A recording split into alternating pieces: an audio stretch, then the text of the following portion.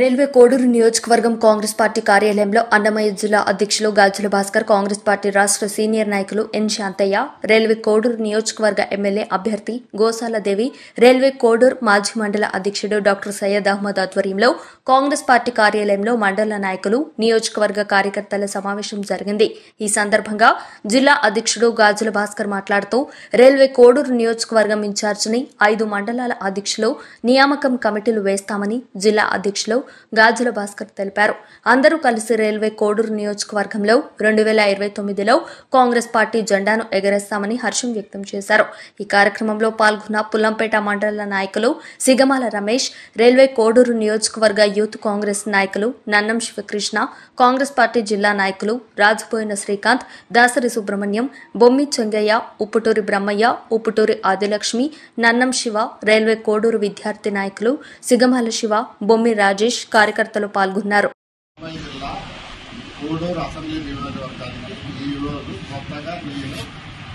అన్నమయ్య జిల్లా కాంగ్రెస్ కమిటీ అధ్యక్షుడిగా ఎన్నికైన సందర్భంగా మొట్టమొదటిసారిగా ఈ నియోజకవర్గానికి వచ్చి రైల్వే కోడూరులో ఉన్న కాంగ్రెస్ కార్యకర్తలందరినీ ఆత్మీయంగా కలవడం జరిగింది. ఈ రోజు నుంచి మేమందరము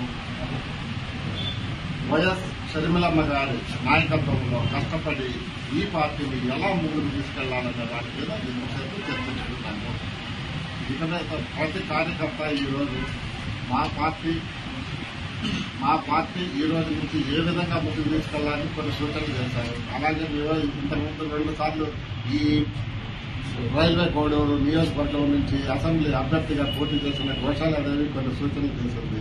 అలాగే సీనియర్ శాంతయ్య, మా సుబ్రహ్మణ్యం అందరం కలిసి కట్టుగా ప్రయత్నిస్తాము.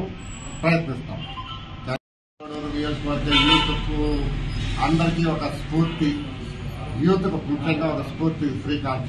ప్రతి కార్యక్రమంలో మేము పిలవకపోతే గత 8 సంవత్సరంగా చూస్తున్నా, ఎక్కడ అనంతపురంలో జరిగిన, విజయవాడలో జరిగిన, రాయచోట్ల జరిగినా లేదా అనంతపురంలో జరిగినా ఎక్కడంటే అక్కడ పిలవకుండా వచ్చి పక్షిలాగా వాడే వ్యక్తి.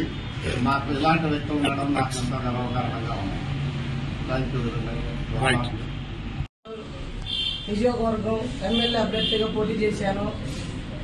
అలాగనే మహిళా జిల్లా అధ్యక్షుడిగా నన్ను ఎన్నికైనందుకు అందరికీ ధన్యవాదాలు చెల్లించుకున్నాను. నా పేరు గోసాలదేవి.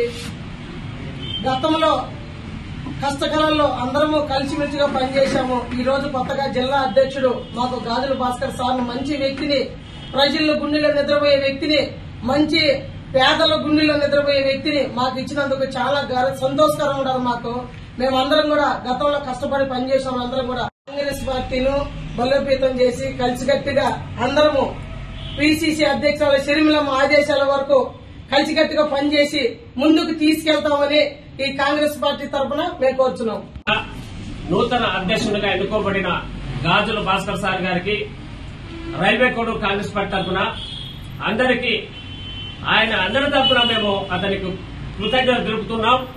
ఈ రోజు కాంగ్రెస్ పార్టీ షర్మిలమ్మ గారి ఆదేశాల మేరకు ఈ రాష్ట్రంలో కాంగ్రెస్ పార్టీ బలోపేతం అవుతుందని, అలాగే రైల్వే కోడూరులో కూడా మేము మాకు సమస్యలు ఉన్నా కూడా మేము పక్కన పెట్టి ఒక కుటుంబ సభ్యులుగా కాంగ్రెస్ పార్టీని ఈ రైల్వే కోడూరులో ముందుకు తీసుకుపోయి 2024లో గెలుపుకు లక్ష్యంగా మేమందరం కష్టపడి ఒక కుటుంబ సభ్యులుగా మేము పోరాడుతామని, గతంలో మాకు ఎంతో సహకరించిన మండల అధ్యక్షులు డాక్టర్ సయ్యద్ అహ్మద్ గారు గాని, అలాగే 2029లో ఖచ్చితంగా కాంగ్రెస్ పార్టీని ముందుకు తీసుకుపోయి రాహుల్ గాంధీని ప్రధాని చేస్తామని, అలాగనే మా ఇంటి నడిచిన యూత్ కాంగ్రెస్ నన్నం శివకృష్ణ గాని, అలాగే రవి గాని, యూత్ ఎన్హెచ్యు శివ గాని, అలాగనే పుల్లంపేట అధ్యక్షుడు రమేష్ గాని, సుబ్రహ్మణ్యం గాని, చెంగయ్య గాని, వీళ్ళందరూ మేము కుటుంబ సభ్యులుగా ఉన్నాము. కొన్ని సూత్రశక్తి వల్ల మేము విడిపోవడం జరిగినది.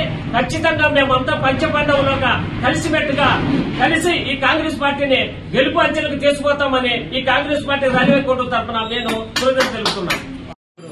రైల్వే కోడూరు ప్రజానీకానికి అందరికీ నమస్కారం. నేను గతంలో 2024 గత ఎలక్షన్ లో రైల్వే కోడూరు కాంగ్రెస్ పార్టీ మండల అధ్యక్షుడిగా పనిచేస్తున్నాను. నేను వచ్చిన తర్వాత నా వరకు చాలా వరకు ప్రజల్లో నేను కలవడము, తిరగడం జరిగింది. ప్రతి ఒక్కరు ఓట్లు వేశారు. మాకు తక్కువ ఓట్లు వచ్చినాయి, అయినా కూడా మీకు ధన్యవాదాలు తెలుపుకుంటున్నాము. మీడియా ముఖంగా ఎందుకు ధన్యవాదాలు తెలుపుకుంటున్నామంటే, మీరు 1 ఓటు ఇచ్చినా 2 ఓటు ఇచ్చినా ఎన్ని ఓట్లు ఇచ్చినా కూడా మేము ఎల్లప్పుడూ మీకు అండగా నిలబడతాము, ధైర్యంగా నిలబడతాము. ఏ పక్షాన కూడా మేము అధికారం లేకపోయినా కూడా ఎప్పటికీ మీకు మీ కష్టాల్లో నష్టాలు మేము ఉంటాము. మీ కన్న బిడ్డల్లా, మీ సొంత బిడ్డల్లా ఉండి మీకు అండగా దండగా నిలబడతామని మీడియా ముఖంగా, మరియు మా కొత్త డీసీసీ గారు ఎవరైతే రాజు భాస్కర్ అన్నగారు కొత్త బాధ్యత తీసుకున్నారో ఆయన ద్వారా ఇక్కడ ఏమైతే పోరాటం చేయాలనుకున్నామో అవన్నీ కూడా ఖచ్చితంగా చేసి ప్రజల కష్టాలు పాల్పంచుకుంటామని తెలియజేసుకుంటున్నాం. Thank you so much.